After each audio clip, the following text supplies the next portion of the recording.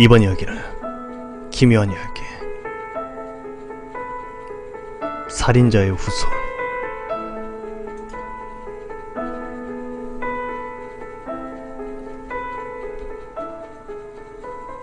아이의 이름을 아담이라 지었다. 아담의 아버지는 술주정뱅이였다. 아내가 교회에 나가는 것을 끔찍히 싫어하던 그는 매주 휴일 몰래 교회에 다녀오는 아내를 폭행했다. 성경책을 찢어버리고 화덕에 넣었다. 아내는 다만 눈물만 흘렸다. 그러나 항상 다음 주 교회 예배에 빠지지 않고 이런 폭력을 무의미하게 되풀이하여 했다. 아담이 18살 나던 해에 술에 심하게 취한 채 집에서 부직갱이를 들고 있던 아버지에게 어머니는 머리를 맞아 죽고 말았다. 아담은 그걸 보았다. 아버지에게 맞은 부분이 흉하게 패어 들어간 채 눈, 코, 귀에서 피를 흘리고 쓰러져 있는 어머니를 보았다. 그날 밤 아담은 장작을 패는 도끼로 술에 골아떨어져 자고 있는 아버지의 머리를 찍었다.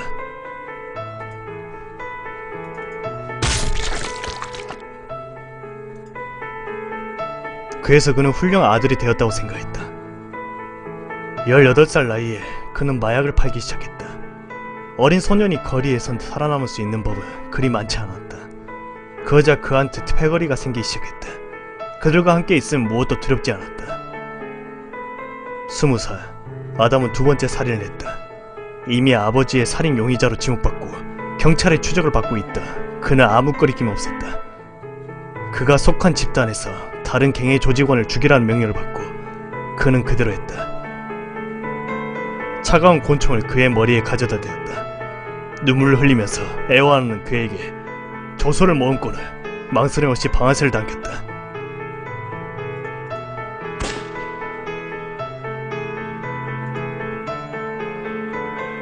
그러고 나자 그는 다른 사람보다 더 우월한 대접을 받게 되었다.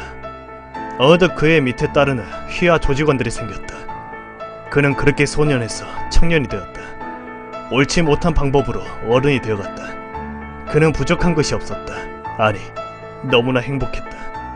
하는 일이라고는 검은 양복을 입은 사람들이 지목하는 자를 죽이는 것이었다.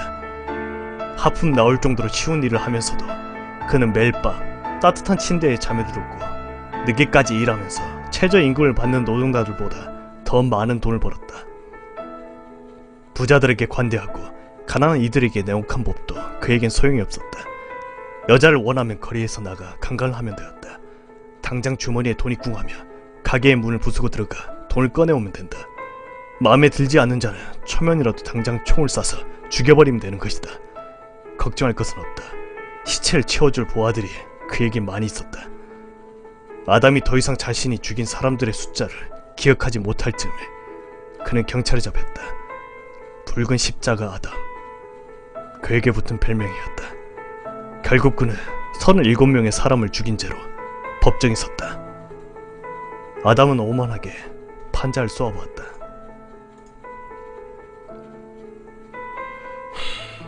서유! 의사봉이 3번 내려쳐졌다. 두 단어를 듣는 동안에도 마음의 동요가 일어나지 않았다. 수많은 사람을 죽여오면서 약자는 강자에게 죽는 것이 당연하다고 생각했다. 그저 자신의 차례가 온 것뿐이라고 여겼다. 그는 햇빛도 들어오지 않는 지하 감옥에 수감되었다. 그에게 주어진 형벌은 가혹한 것이었다. 평방 10m밖에 되지 않는 감옥에서는 약간의 지하수만이 흘러들어왔다. 그곳에 말린 식량들을 일부 넣고 굶어 죽을 때까지 내버려 두는 것. 어둠의 공포 속에서 천천히 굶어 죽어가며 참여하라는 혹독한 형이었다. 그리고 그는 그곳에 수감되었다. 그는 그곳에서 끈질기게 버텼다. 죽은 줄 알고 문을 열어보았다가 페인꼴이 된 그가 살아있는 걸 보고 다시 문을 닫는 게 한두 번이 아니었다. 하루 3입의 걸량만을 베어먹으며 그래도 잊혀지지 않는 허기를 신락같이 흘러오는 지하수에 의지하며 살고 있었다. 그러던 어느 날이었다. 밖에서 엄청난 소리가 들려왔다.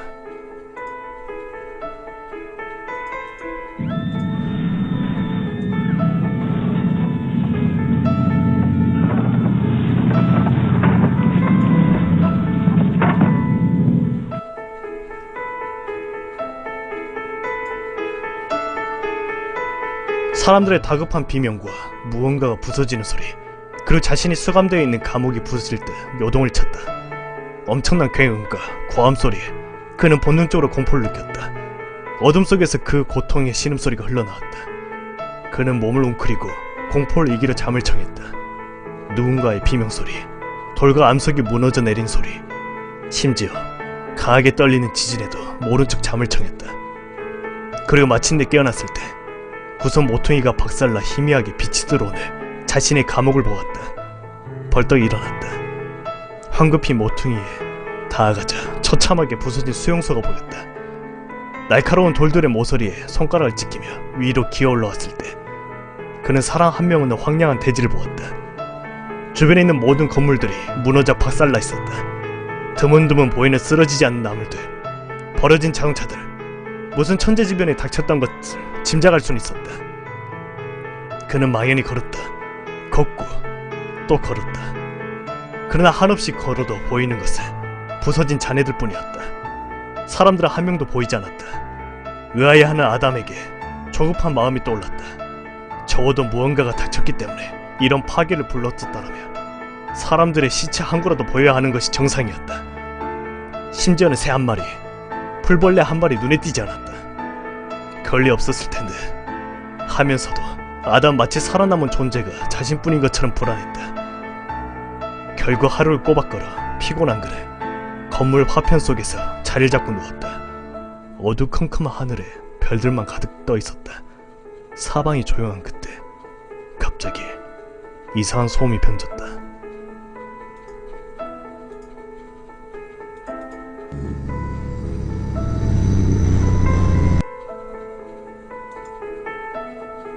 묘하게 울리는 공명의 음이었다. 그 순간 찬란한 빛이 하늘에 보였다. 아담이 놀라 상체를 일으키자 부드럽게 회전하며 그의 앞으로 내려앉았다. 평생 신이나 그 비슷한 걸 입에 담아본 적 없는 아담이었지만 자신도 모르게 신의 시열을 내뱉었다. 동그란 원형의 빛은 잠시 부르르 떨며 그대로 앉아있었다. 그리고 기괴한 각도로 분리되기 시작했다. 묘한 각도로 간판들이 내부로 접히기를 반복하면서 원형의 비행체는 삽시간에 큰 자동차 한 대 크기로 줄어들었다. 아담 놀라서 엉덩방을 찧었다. 작아진 비행체 안에서 인간과 비슷한 무엇인가가 내렸던 것이다. 새 놈이었다. 그들은 매우 커다란 눈망울에 걸맞은 커다란 머리를 가지고 있었다. 어린아이만한 신장을 지녔지만 그렇게 작아 보이지 않았다. 그들은 곧 아담의 귀에 거슬리는 묘한 공몽으로 이야기하기 시작했다.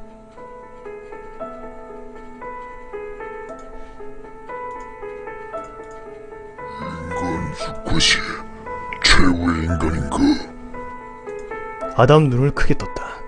도저히 이해할 수 없는 묘한 울림에 불과한 그 소리의 의미가 내릿속으로 저절로 떠오르는 것이다.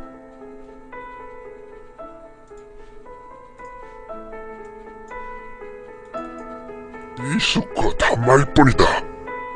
그들은 서로를 쳐다보며 그렇게 묘한 대화를 나누었다. 그러던 그들은 아담을 쳐다보며 그 이상한 말 내뱉기 시작했다. 귀로 들려서 이해하는 것이 아니 뇌리에 저절로 의미가 떠오르는 신비한 언어였다.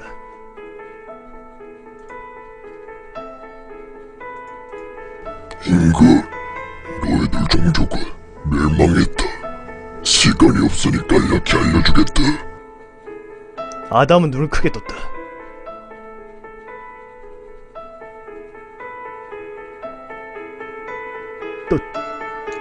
너희들은 뭐지? 장도자, 많은 이름을 가지고 있다. 분명한 건 우리는 너희를 만들었고 그 괴생물체는 잠시 말 멈추고 이어 말했다. 그리고 또 파괴했다. 그 묘한 공명음에게 왠지 모를 죄책감 같은 감정을 전해 느낀 아담은 크게 놀았다. 어째서? 인간은 돌아갔다. 너희는 장족 근본부터가 잘못되었어. 너희는 결코 우리처럼 될 수 없었다. 아담은 분노를 느끼지 못했다. 본래부터 세상을 사랑하던 사람이 아니기에. 이번이 첫 번째는 아니다. 과거에 수없이 실패했고 이번에도 실패했을 따름이지. 그런 식이라며 창조를 하지 않았으면 되지 않나? 아담은 자신이 마지막 인간이라는 사실 안에 그런 데에만 절망을 느끼며 항변했다. 애당초 너희 실험체다. 너희가 창조해낸 사회 구조나 폭력사, 과학 발전의 다른 방향성 같은 것을 우리에게 수많은 향상을 가져다 주었다.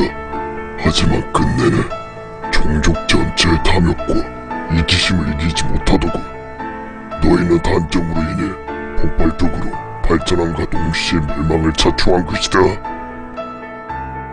아담이 이제 완연히 그들을 노려보며 말했다. 그럼 이제 포기한 거야? 더 이상 인간은 없는 건가? 그는 몸을 일으켜 소리쳤다. 그럼 이따위 것을 왜 나에게 설명하고 있는 거지? 죄책감 때문인가? 그 창조자들은 커다란 눈으로 아담을 바라보며 전했다. 어리다. 다시 시도하기 위해 왔다. 그는 순간 멍해졌다. 또 다시 시도한다고? 본래 지구라는 것도 인간 양성을 위한 우리들의 작품이었다. 우리의 고향은 이곳에서도 물리적인 개념으로는 설명할 수 없는 곳에 있다. 시간과 공간의 괴리를 넘어 존재한다. 우리 별을 본따 지구를 만들었지만 안타깝게도 현재 17번째 인간 양성 계획이 실패하면서 지구는 거의 멸망 직전의 상태다. 따라서 우린 이번 18번째 계획으로 마지막으로 실행한 뒤에 지구를 파괴할 계획이다. 너무도 빨리 전해진 놀라운 소리였다. 그렇다면 어떻게 다시 인간을 증식시킬 생각이지? 아담 빠르게 물었다. 네가 신인류의 아버지다. 창조자의 대답은 확고하게 전해졌다. 아담은 바로 이해하지 못했다. 그건 안 돼. 이 인간의 DNA를 이미 보았어. 서양적으로도 본능적으로도 너무나 충격적이고 폭력적이야. 선한 인간이 유전자를 사용하고도 실패했어. 이 수컷을 사용해서는 안 돼. 그들 중 다른 존재가 아담과 대하던 일을 만류했다. 그럼 어쩌라는 거지? 인간 샘플 보존실에 냉각 시스템이 정지되었어. 인간 수컷을 창조해낼 수가 없다고. 아담은 그제서야 이해했다. 그럼 내가 인류의 시조가 되라는 건가? 맞다. 해석하기도 방법이 없다. 저들의 말대로 네 유전자는 너무 폭력적 석양을 가졌다. 때문에 염려가 되지만 우리가 가진 인간의 샘플링이 파괴되었다. 방법이 없다. 그럼 나 혼자서 인류를 봉인시키라는 건가? 이번에 그들에게서 웃음과 같은 공명이 퍼졌다.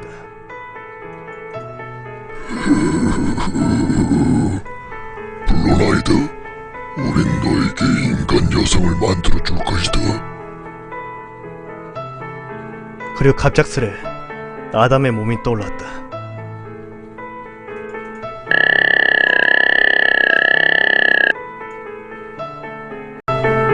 그리고 그들의 빛나는 비행체 안으로 들어가기 시작했다. 뭐하는 거지? 무슨 짓이야? 그리고 온화한 공명음이 들렸다. 두려워하지 마라 인간. 최대 수명이 80을 넘지 못하는 빈약한 육체로 인류를 이뤄낼 수 있을 리 없다. 우린 단지 네 몸을 강하게 만들어주려는 것이야.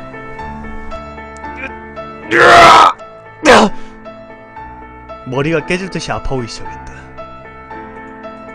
인간을 창조할 때 우리는 힘을 제한하긴 했지만 최대한 우리의 능력도 이전시켜주려 노력했다. 하지만 육체적으로도 지적으로도 너희는 그 힘을 사용하지 못하더군. 너는 내가 가진 힘을 1%도 사용하지 못하고 있다. 인간들이 흔히 부르는 초능력을 무시하고 믿지 못하더군. 본능을 속이는 일이지.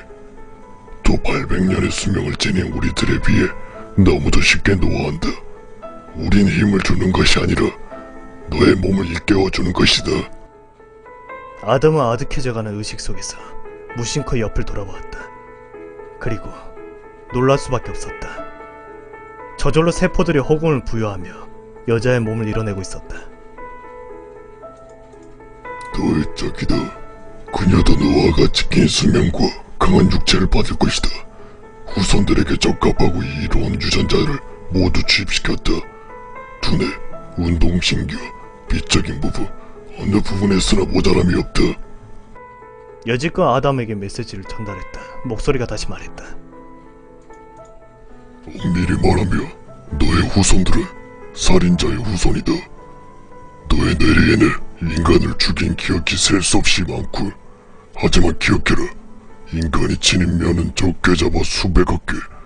너의 폭력적 성향을 후손에게 주지 않으려 노력해라. 그렇지 않으면 인간은 너의 후손을 마지막으로 없는 존재가 될 것이다. 아득해져가는 의식 속에서 그는 마지막 말을 들었다. 풀밭에 놓여진 그는 하늘 멀리로 멀어지는 찬란한 빛을 보며 그렇게 아득한 정신을 부여잡고 고개를 떨구었다. 그리고 그의 옆에는 한 여자가 누워있었다. 그렇게 그는 아담이 되었다. 그리고 그의 후손들은 어딘가에서 마지막 기회를 누리고 있다. 지연이, 철옥 환타님의 이야기입니다.